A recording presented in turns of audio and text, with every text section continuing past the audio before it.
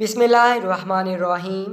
Dubai کے شہزادے کی گاڑی کچھ عرصہ گیراج میں کھڑی رہی تو کسی پرندے نے اس میں گھونسلہ بنا کر انڈے دے دیے۔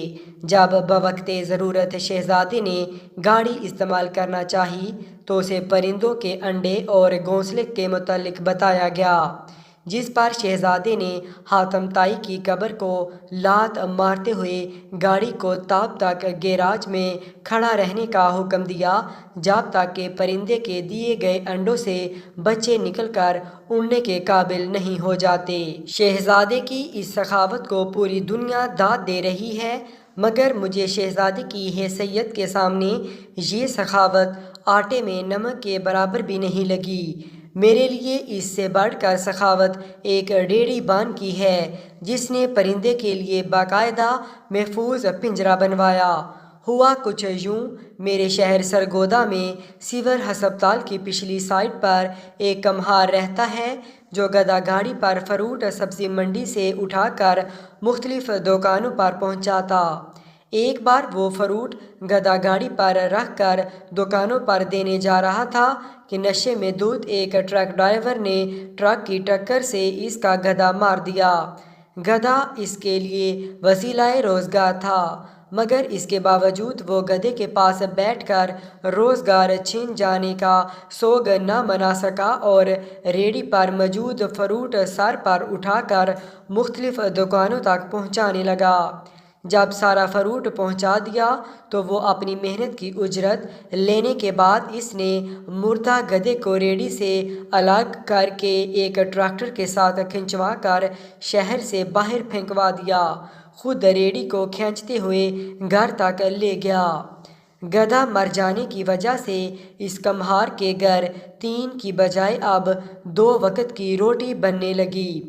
وہ اپنی محنت سے گھر کی روٹی نہیں پوری کر پا رہا تھا تو نیا گدھا کہاں سے خریدتا، لہٰذا ریڑھی گھر کے باہر کھڑی رہی اور وہ مستریوں کے ساتھ مزدوری کرتا رہا، یہاں تک کہ ایک عرصہ بعد جا کر تھوڑی تھوڑی رقم جمع کر کے وہ نیا گدھا خریدنے کے قابل ہو گیا۔ جب اس نے گدھا خرید لیا اور ریڑھی جوتنے گیا تو اسے پتہ چلا اس کی ریڑھی پر کسی پرندے نے اپنا آشیانہ بنا رکھا ہے جس میں اس کے 2 ننھے ننھے بچے موجود ہیں۔ سخت ضرورت کے باوجود بھی اس نے اپنی ریڑھی کو نہ جوتا، کرائے پر ریڑھی حاصل کی اور سبزی منڈی سے فروٹ اٹھا کر دکانوں پر منتقل کر دیا۔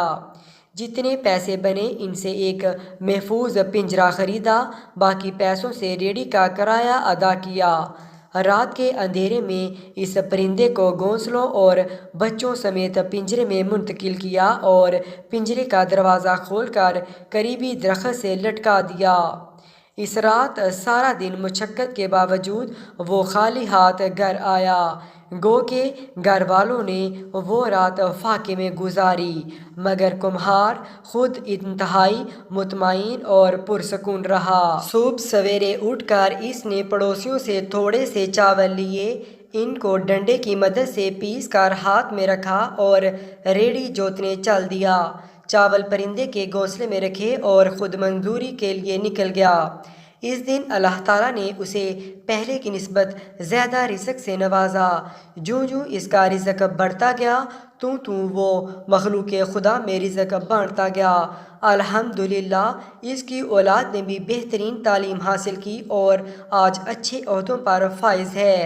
آج وہ کمہار اور اس کی اولاد اپنی ترقی کو بھی اپنی محنت نہیں بلکہ اللہ تعالیٰ کی عطا اور اللہ تعالیٰ کی مخلوق پر کی گئی نیکی کا صلہ کہتے ہیں، جبکہ میری نظر میں اس کمہار کی سخاوت دبئی کے شہزادے سے بھی زیادہ تھی جس نے پرندوں کے بچوں کی خاطر ایک عرصہ تک گاڑی کو گیراج میں کھڑے رکھا تھا، کیونکہ اس شہزادے کے پاس وسائل تھے، جبکہ اس کمہار نے اپنی اولاد کو بھوکا رکھ کر اللہ تعالیٰ کی بے زبان مخلوق کے لیے رہنے کا اور خوراک کا انتظام کیا تھا۔